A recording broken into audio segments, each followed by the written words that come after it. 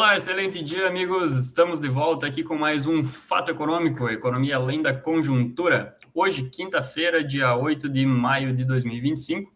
Estamos de volta aí, então, com o nosso querido amigo ilustre André da Silva Pereira, doutor em Economia, e com o nosso participante especial aí, mais uma vez, Eduardo Velho, sócio da Equador Investimentos. Excelente dia, pessoal. Excelente tarde. Boa tarde a todos. Prazer estar aqui mais uma vez. Então vamos Muito lá. bem, pessoal. Deixa eu cutucar, então, esse Eduardo Velho, sócio da Equador Investimentos. Depois tu cutuca. Velho, assim, saiu ontem a mais uma reunião do Copom, né? A segunda, se não me engano, sob o comando do Galípolo, né? A primeira já tinha aquela precificação de 1% lá que o próprio Campos Neto tinha dito. E agora a gente veio com um aumento mais modesto, podemos dizer assim, 0,5%. E uma possibilidade agora da gente não ter mais aumento de taxa Selic até o final do ano. Tá? Há uns 30 dias, mais ou menos, atrás, tinha, inclusive, alguns bancos davam 15,25% fechar em 2025 a Selic. E alguns em 15%. Agora a gente já tem essa ideia mais ou menos precificado de 14,75. Tu acredita nisso? E eu queria que tu falasse um pouco desse movimento da Selic ontem e também do impacto de manutenção da taxa de juros do Fed lá dos Estados Unidos. Qual o impacto disso dentro da economia brasileira? Perfeito. São três questões aí.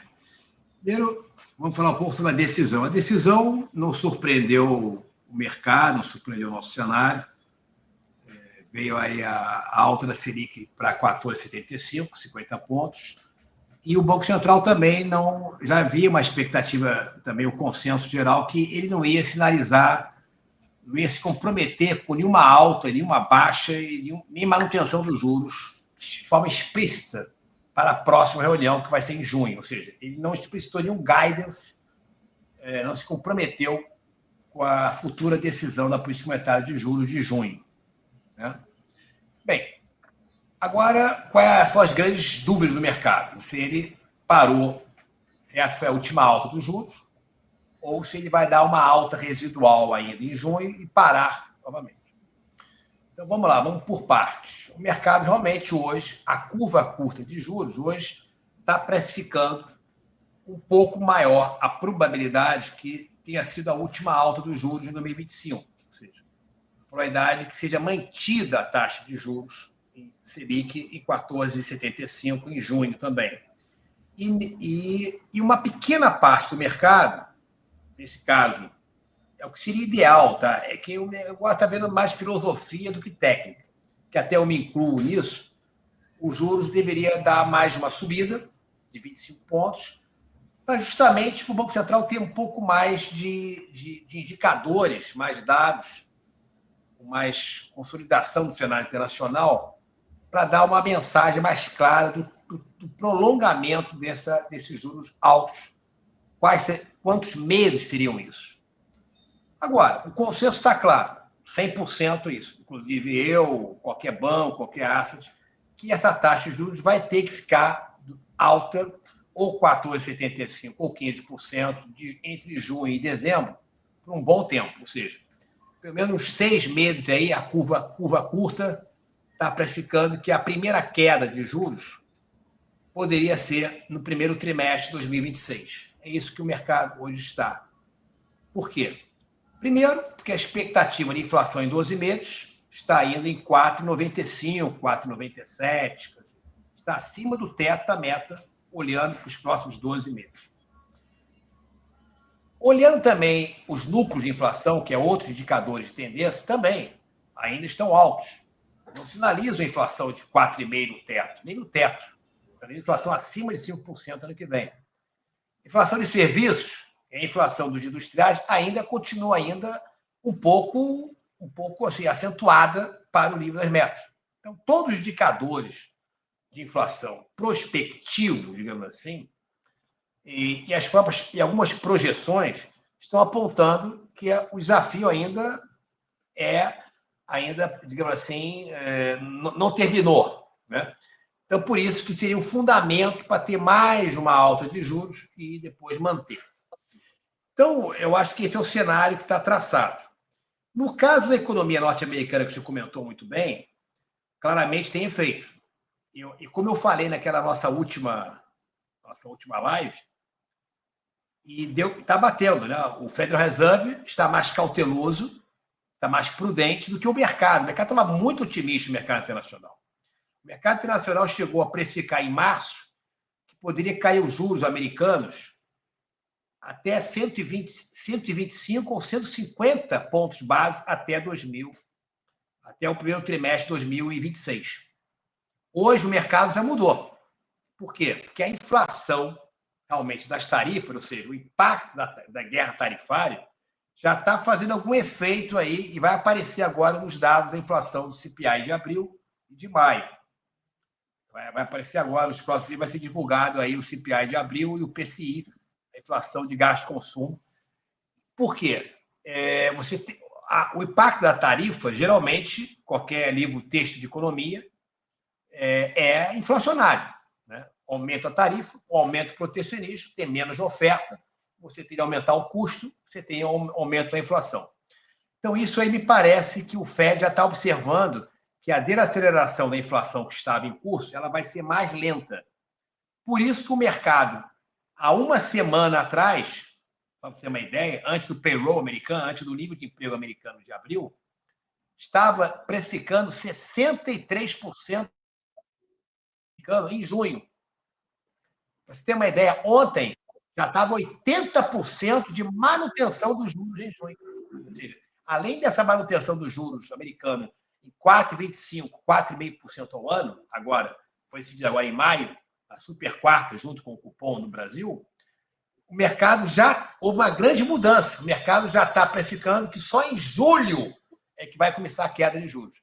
E mesmo assim, o mercado não está 100%. Tá? O mercado está um pouco majoritário para iniciar a queda, mas, no fundo, o mercado piorou.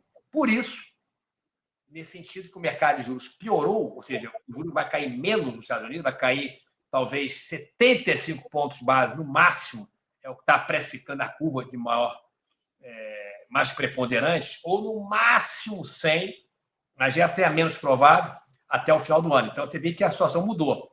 Mas o que houve realmente positivo aí, que a gente pode até debater um pouco, é a questão do acordo comercial Estados Unidos e Reino Unido, pode dar um lance aí interessante de avanço das negociações comerciais, a perspectiva que o dólar, como também comentamos na última live, o dólar já tinha caído bastante lá fora, tinha dado uma estabilizada e agora parece que ele vai dar um suportezinho, né?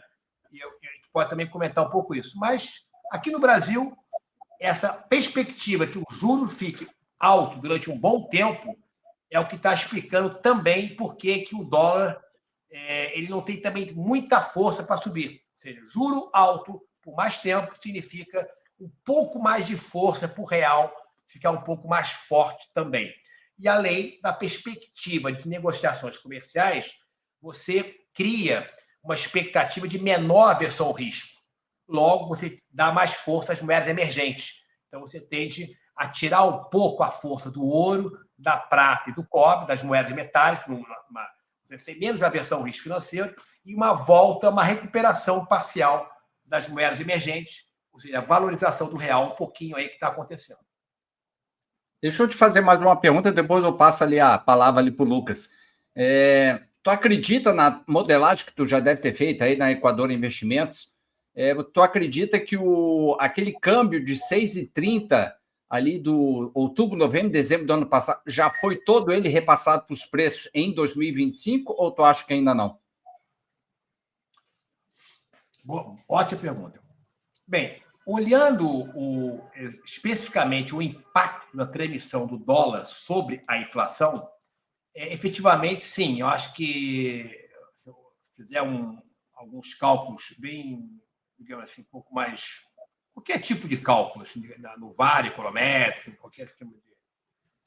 qualquer projeção, geralmente dá em torno de 3, 4 meses, que é o pico ali, e depois ele começa a suavizar. Então, eu acho que já houve realmente o impacto do dólar.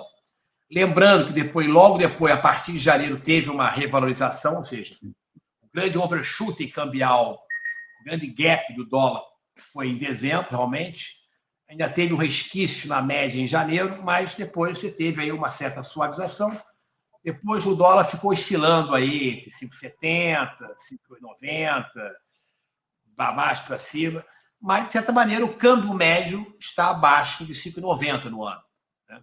Ou seja, o câmbio médio que estava se aproximando de 6,50, pelo menos no início, na virada do ano, a perspectiva até de uma inflação de 7%, se o câmbio não voltasse, realmente a situação de inflação de curto prazo, de 2025, não 2026, a inflação realmente melhorou. Você hoje tem uma inflação esperada para 2025, segundo a Focus, em torno de 5,50, 5,60, mais ou menos assim, para 2025. E para o ano que vem, um pouco mais baixo, em torno de 4,5. 4,5, mais ou menos, que era o teto da meta. O Banco Central, esse é o ponto que é interessante você ter colocado. Nesse último comunicado agora do Banco Central, de quarta-feira, de ontem, né? O Banco Central divulgou a projeção dele no fechamento de 2026, que na última ata estava até, se não me falha a memória, até o segundo trimestre de 2026. Agora ele mostrou quanto que é a inflação projetada no cenário referencial dele para todo o ano 2026, de 3,60.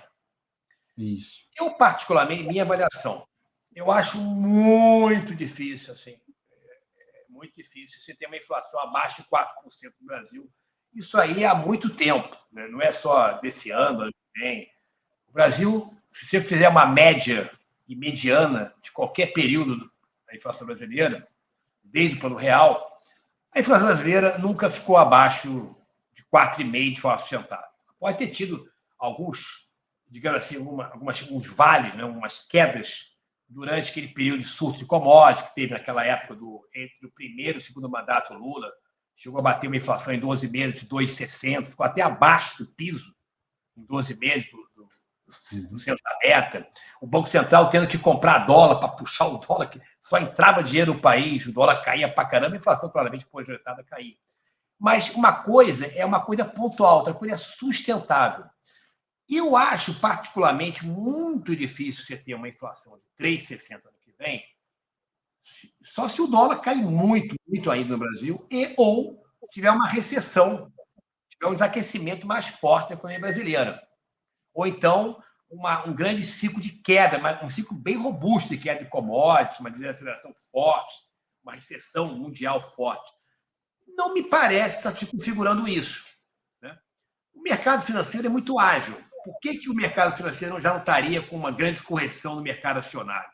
Teve uma correção do S&P 500, das bolsas americanas, né, do Nasdaq e do Dow Jones para baixo, em torno de 10%, mas ela já voltou um pouco. E já agora voltou. Hoje subiu bem a bolsa. Lá fora, com esse anúncio do acordo comercial entre Reino Unido e Estados Unidos, que cria uma perspectiva de haver novos acordos comerciais e, aparentemente, um melhor clima para o crescimento econômico, pelo menos não tão recessivo assim, nos próximos meses. Pode ter uma recessão já nisso? Pode, mas técnica. Agora, teve uma queda do PIB agora, no primeiro trimestre americano. Pode ter uma queda no segundo trimestre? Pode. Mas aí não é uma queda assim tão robusta assim, que configure, por exemplo, a crise financeira de 2008, aquela crise .com de 2010, né, do ano 2000, desculpa. Então, nós temos um pouco de... Eu acho que ainda não há um sentido disso. Primeiro, os indicadores da economia americana continuam resilientes. O próprio Powell, presidente do Banco Central norte-americano, Federal Reserve, falou que está preocupado com o aumento do desemprego, com o aumento da inflação. Só que ele admite que o mercado de trabalho continua resiliente. Que é verdade. O nível de salários, mesmo pós-tarifa, está crescendo ainda 3,5% ao ano. 3,80%, 3,90% ao ano. Que é bom. O payroll americano de abril, o nível de emprego americano, foi um pouco abaixo apenas de 200 mil postos de trabalho, foi 177 mil postos, que é um nível bem razoável ainda para uma economia que está entrando em recessão. Né? Hoje, o auxílio-desemprego hoje saiu, houve uma queda do auxílio-desemprego. Isso é um sinal que a economia, se a economia estivesse tão ruim assim, estaria aumentando o pedido de seguro-desemprego. E não é o caso, estaria na faixa de 220 mil pedidos semanais de auxílio-desemprego, 210, 220. É um nível relativamente bom. Então, a economia americana não está com uma cara ainda, ela pode ser, mas, por enquanto, nós estamos entrando no terceiro mês de tarifa, digamos assim, desse novo regime de guerra comercial. Por enquanto, ainda não está uma configuração tão ruim, ou seja, não se configura, por enquanto, que os balanços vão ter uma grande queda no segundo trimestre. Os balanços das empresas negociadas em bolsa nos Estados Unidos. Agora, como eu falei na live anterior e reitero nessa, obviamente, se continuar muito esse vai e vem do Trump, essa guerra comercial, obviamente vai emperrar. Mas é o que está parecendo, é que o mercado já está vendo que a possibilidade de haver uma negociação com a China, de haver uma flexibilização, aumentou a probabilidade em relação a um mês atrás, por exemplo. Eu acho que, e o sinal isso é claro, até o retorno dos treasuries, dos yields americanos, dos juros das treasuries, dos títulos americanos, subiram hoje bem. E não só hoje, nos últimos dias subiram, por quê? É um sinal que a economia, talvez, a probabilidade da recessão caiu no mercado da curva futura. Está claro. Por quê? Porque a inflação também talvez não caia tanto como desejado. Logo, o Powell não vai ter que cair tanto os juros. Então, esse é outro sinal. Possivelmente, o Banco Central norte-americano não está vendo uma grande recessão ou então uma grande desaceleração à vista. Então, última pergunta, prometo, ô Lucas. Você falou do IPCA, que tu não acredita que vai chegar a 3,6 no ano que vem. Que foi ali colocado nesse informativo que o Banco Central liberou ontem, né? Inclusive, ali naquela tabela 1, ele diz que o IPCA desse ano vai ser 4,8, o IPCA livre 5,3 e o IPCA administrado 3,5. Amanhã, se não me engano, sai o IPCA de abril. Tu acredita que vai ter um comportamento parecido com o do de março ou a gente vai ter um repique um pouco de inflação aí? Você vai ter uma inflação mais baixa, né? Uma inflação em torno aí de 0,47, mais ou menos, talvez 0,48, isso aí, nessa faixa aí, entre 0,45 e 0,48. A inflação de maio, com impacto da energia elétrica, está caminhando para assim, em torno de 0,5%, um pouquinho mais alta, que, de certa maneira, é uma inflação média, abril e maio, acima do padrão sazonal. Se pegar a série histórica, é uma inflação um pouco mais alta, um pouquinho mais alta do que o padrão sazonal. Isso também tem outro fator que corroboraria a cautela realmente do Banco Central em ter mais uma pequena alta, minha avaliação. Né? Além do que minha projeção está maior do que essa projeção de 3,60 para o ano que vem. Então, eu vejo o seguinte, o que está acontecendo agora no mês de maio, olhando os próximos meses? A inflação dos alimentos está começando a desacelerar um pouco, que também é normal, é sazonal. Pra você ter uma ideia, a inflação na primeira quase semana, pelo IPCS, por exemplo, de abril, foi 1,2, acho que foi 1,23, 1,26, não lembro de cabeça, mas foi 1,2%. Agora foi 0,63, saiu o IPCS na primeira quase semana de maio. E no fechamento de abril, o IPCS, que tem uma boa correlação com o IPCA, fechou em 0,52. Tá? Desculpa, alimentação 0,63. Deixa eu raciocinar novamente. Na alimentação, desacelerou de 1,20 na primeira quase semana de abril para 0,63 na primeira quase semana de maio. Isso é um sinal que a economia está desacelerando. Apesar do IPCS ter ficado na faixa de 0,50, praticamente igual ao ritmo de fechamento de abril de 0,52, é porque está tendo impacto da energia elétrica agora, que mudou a bandeira tarifária. A bandeira amarela, né? Mas abrindo o custo de vida, abrindo o índice, dá para ver que a alimentação está mostrando uma desaceleração consistente em relação à média de abril. Isso está claro. E é o que vai acontecer junho, julho e agosto. Principalmente julho e agosto, que sazonalmente no Brasil tem uma inflação baixa, Tem até meses que tem deflação, tem vezes que a deflação é em julho, tem vezes que a deflação é em agosto. Mas, historicamente, por causa da safra, do aumento da oferta de alimentos na parte agrícola, você tem realmente aí uma inflação menor, mais moderada. Só que, para mim, isso não é tão importante, porque a inflação do 2025 já está dada. Se ela for 5,60%, 6%, o governo ainda pode cortar o reajuste, pode cortar a gasolina, porque realmente o preço médio do barril a esse nível, o câmbio médio em torno de 5,85 no ano, você pode, se tem uma defasagem, na verdade, ele está acima do preço internacional. Então, eles podem até cortar a gasolina em 5%. E a inflação brasileira é realmente fechar nesse nível, 5,80%. Né, o peso do PCA ali, em vez de avaliação dele, vai dar em torno de 5,80% de inflação. Porque a Petrobras precificou a $80 o barril, não é? Exatamente. Então, na verdade, essa inflação de 2025 não afeta mais nada. O ajuste dos juros agora, pela transmissão defasada da política monetária de juros do Banco Central, ela já está olhando 2026. Então, o impacto dela é para 2026. Então, ser 6%, 5,60%, não impacta mais nada.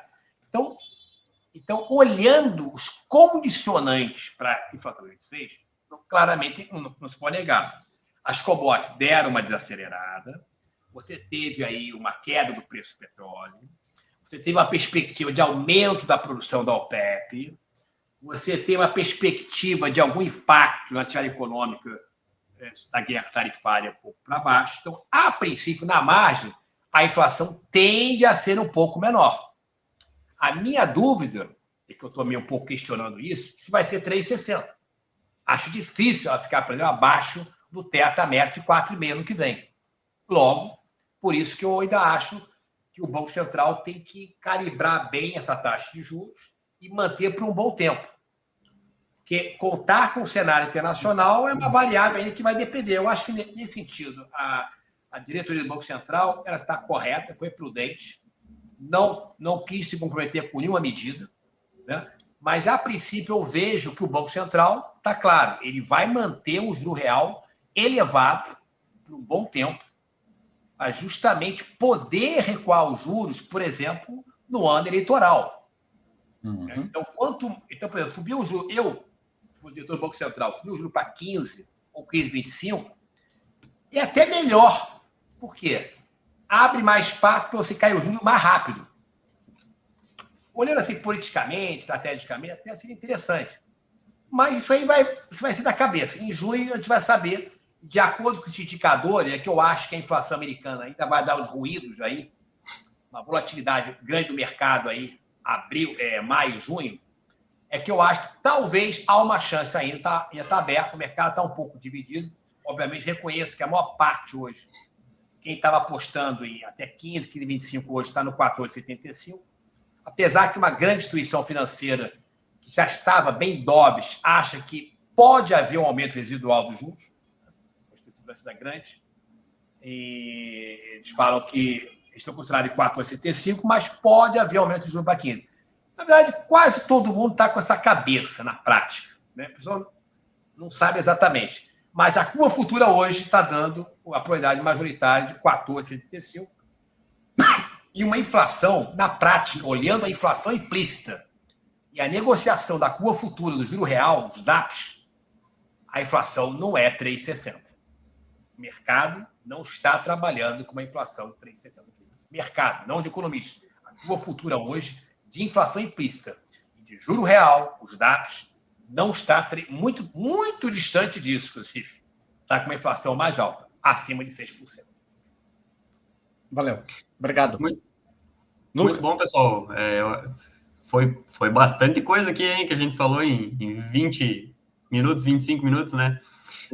Mas, enfim, eu só queria colocar mais um adendo aí, junto com o que a gente vinha comentando, até falamos um pouquinho antes de entrar na gravação, a respeito dos reflexos que está tendo agora. Enfim, a gente comentou um pouquinho sobre taxa de câmbio e tudo mais, até estava acompanhando aqui hoje, fechando próximo às 5,66, salvo engano, e todo esse contexto que a gente tem ao redor dos preços internos que a gente veio falando aqui, que a gente teve o índice de preço ao produtor, que foi divulgado essa semana também, que ele trouxe uma queda, né, de 0,62, agora no mês de março, ante 0,12 de queda no mês de fevereiro.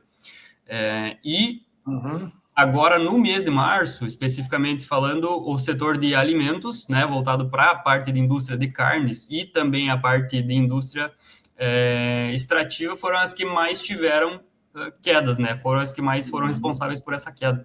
Então, dentro de todo esse contexto, que já se tem uma perspectiva de que está ao longo dessa cadeia produtiva, né, o índice de preço do produtor está caindo, então quer dizer que isso pode ter um reflexo lá na frente, né? Então, isso pode já ter influenciado também, além de todo o outro cenário que a gente já comentou, nesse aumento dos juros um pouco menor do que se esperava antes, que era dos 15% para essa reunião, e ao longo do ano, né, se isso também pode seguir dessa mesma forma? Boa pergunta. Porque uma coisa foi aquele overshooting, né?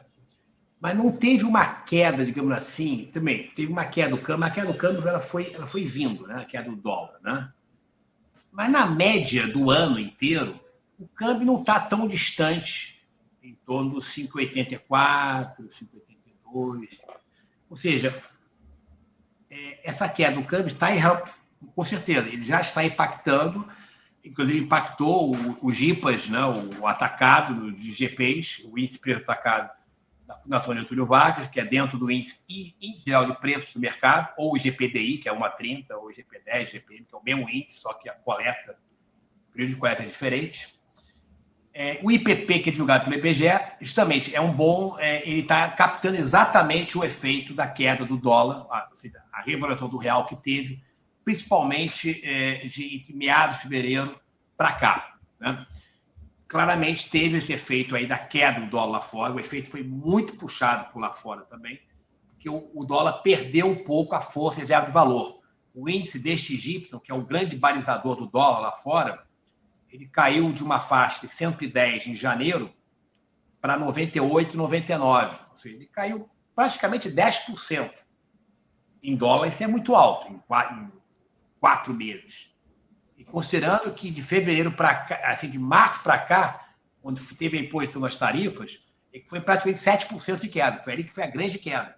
Então, obviamente, todas as moedas emergentes se beneficiaram. Você teve um contexto de maior aversão ao risco, mas esse efeito da queda do dólar fora e também aqui, a recuperação das moedas emergentes, beneficiou claramente essa queda da inflação. Agora, se essa queda do IPP está antecipando, sim, o IPP está mostrando que, um pouco pelo efeito do agrícola, do dólar sobre a inflação, também na indústria, você vai ter o IPCA médio mais baixo, junho, julho e agosto. Isso também está claro.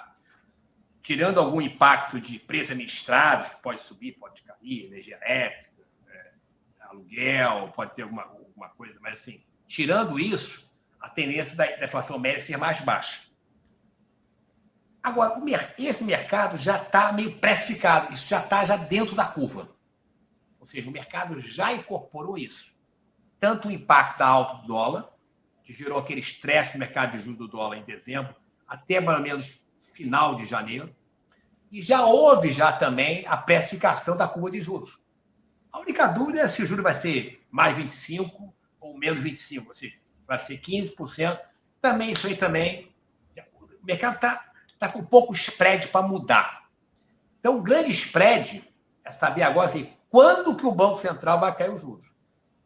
Aí eu acho que esses indicadores agora de curto prazo ainda não estão dando muita substância, não estão dando muita informação, digamos assim, para você calibrar se o juro vai cair em dezembro, se vai cair em janeiro.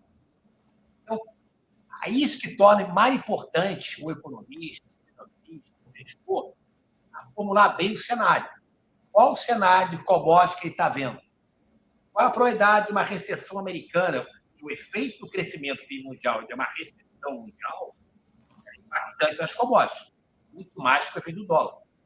Então, a queda do PIB mundial realmente vai ter um efeito deflacionista nas commodities, você vai, aí sim, aí pode ter uma inflação até abaixo, até próximo do teto da meta ano que vem, mais baixa. Mas, mesmo assim, mesmo com toda essa conjectura, eu acho ainda não vi o mercado ainda antecipar. O mercado financeiro geralmente antecipa uma crise, né? E logo movimento. Não vejo ainda o mercado ainda precificando uma grande recessão. Isso está claro, preço do mercado renda variável nos Estados Unidos. Não vejo uma inflação, como o André até colocou, uma inflação abaixo de 3,60. Ontem tive uma live interessante na TCMusa, que é o pessoal também do mercado, com o Alexandre Cabral, que é um professor também bem conhecido, também, bem renomado. Ele concordou, não que ele entrou para concordar comigo, mas assim, ele também está meio cético em relação a essa inflação de 3,60 para 2026. Só teve uma inflação nesse nível próximo, para você ter uma ideia, quando eu estava no governo, no ano 2000, foi o ano que o Banco Central, inclusive, ele cumpriu, foi 99, ele ficou dentro da banda, mas no 2000 ele cumpriu o teto, ele cumpriu o 100 metros, ficou 4, era 4,5. 4,5. E a inflação foi 4, se não me falha a minha memória, eu tenho essa tabela certinha, inclusive, todo o regime de inflação. Você teve inflação de 4,46, se não me falha a minha memória. Eu gosto de guardar esse número na cabeça. Acho que foi 4,46.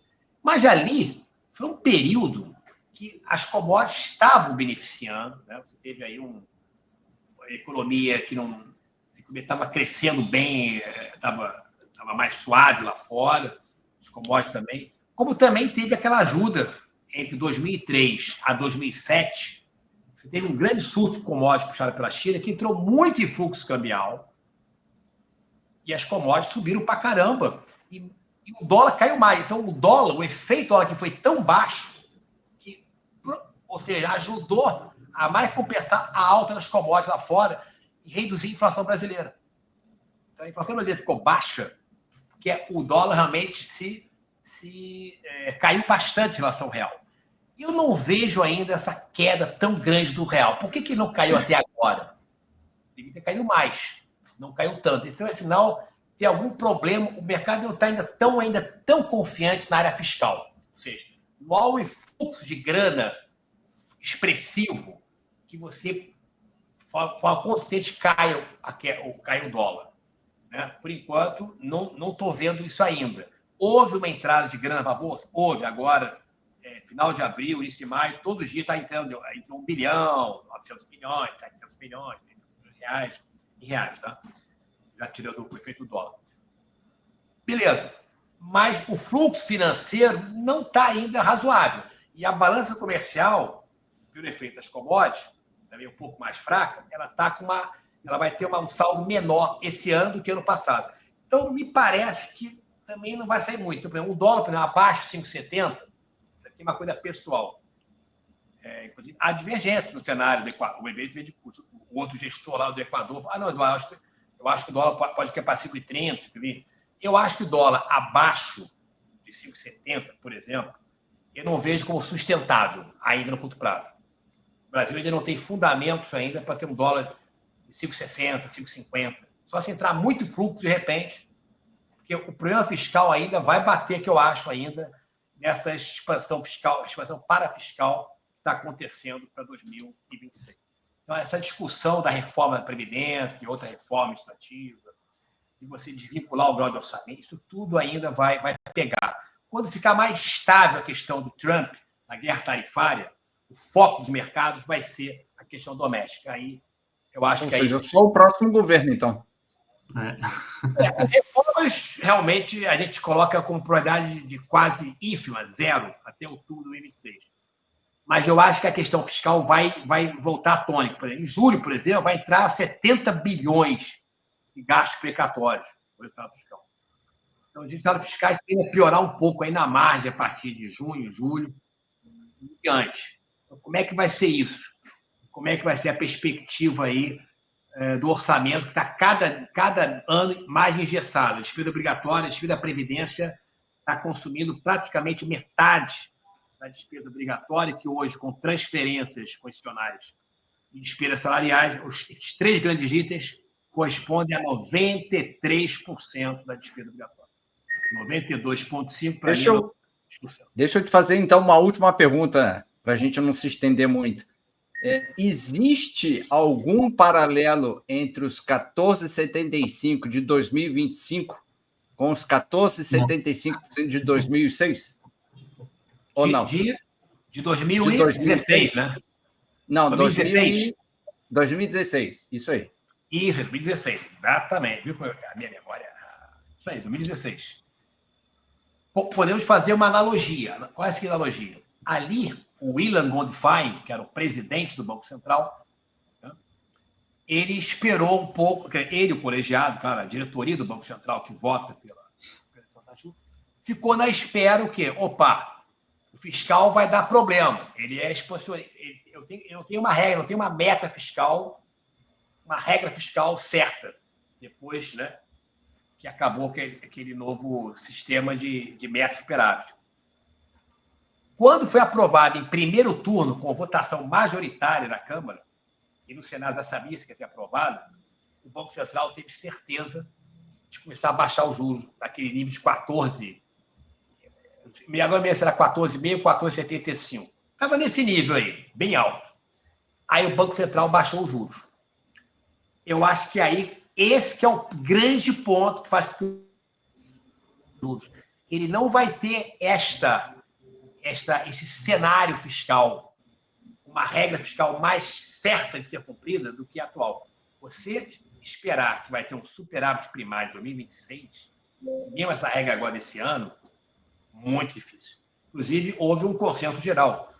Na hora que foi divulgado esse novo orçamento que foi aprovado, o pessoal chamou até de perto de ficção científica, né? Que não tem perspectiva nenhuma de você ter aí um estado fiscal que estabilize a dívida pública no curto prazo. Então, a tendência da dívida pública, ainda mais com essa permanência do juro nominal alto, é uma dívida pública em relação ao PIB, a tendência agora é crescer. Entendeu? Crescer gradualmente, mas é um pouco de alto. Então, eu vejo o seguinte, boa comparação.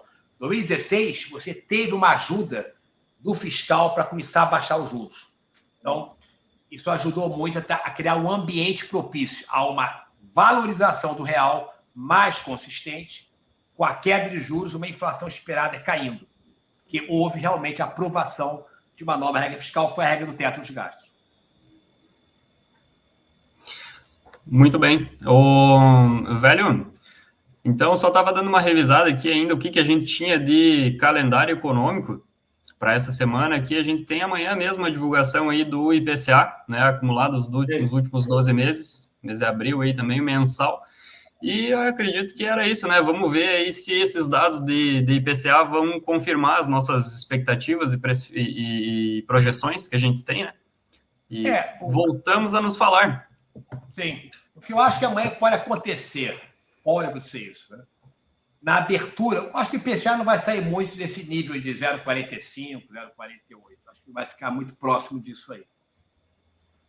Mas eu acho que talvez seria um pouquinho maior que teve no IPCA 15. Um pouquinho maior, foi 0,42, 0,43.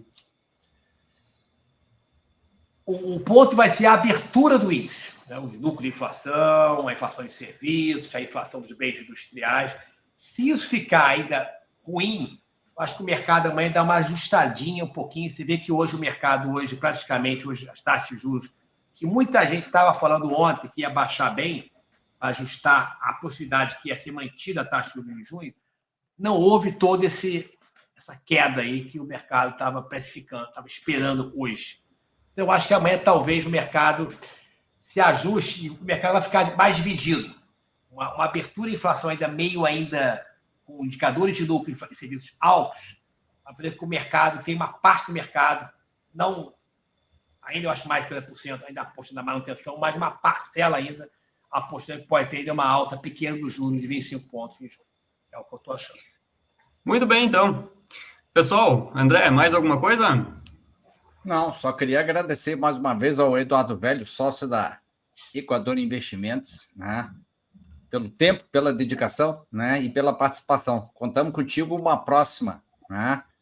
Ou se surgir algo de muito estranho antes da próxima reunião do Copom, ou logo depois da reunião do Copom, a gente gostaria de te ouvir de novo para tu esclarecer um pouco mais sobre como que anda a economia brasileira, né?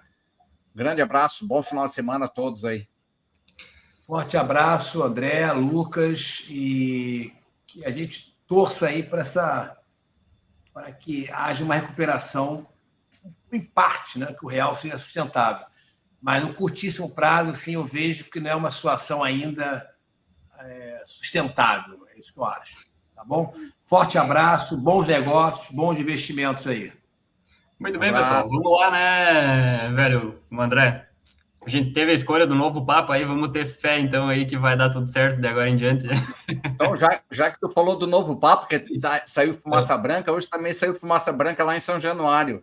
Saiu o novo técnico do Pequeno da Colina, podemos dizer assim, né? Quem é o técnico do Vasco? O ex-técnico do Fluminense. O Diniz. Diniz. O Diniz. Fumaça Branca em São Januário também. Se nós entrar no assunto de futebol seja aí... movimento de ruptura. Vamos falar de futebol. Futebol também é economia, né, cara? Futebol é uma quebra. Eu espero que ele, na verdade, ele está entrando para fazer a quebra estrutural. Ele vai ter que comprovar, como se fosse estatística, se vai ter a quebra estrutural. Ele vai ter que recuperar esse time aí. O problema é que o elenco, talvez, né, não seja complicado, né, trabalhar em relação aos outros elencos, né? Em termos de peça, em termos de idade também. Parece que a idade média também de alguns jogadores do Vasco também é um pouco elevada também. Então, é um pouco isso também. Grande abraço. Valeu, então, pessoal. Um abraço. Tchau. Até mais. Nos vemos na próxima. Tchau, tchau. Também. Tchau.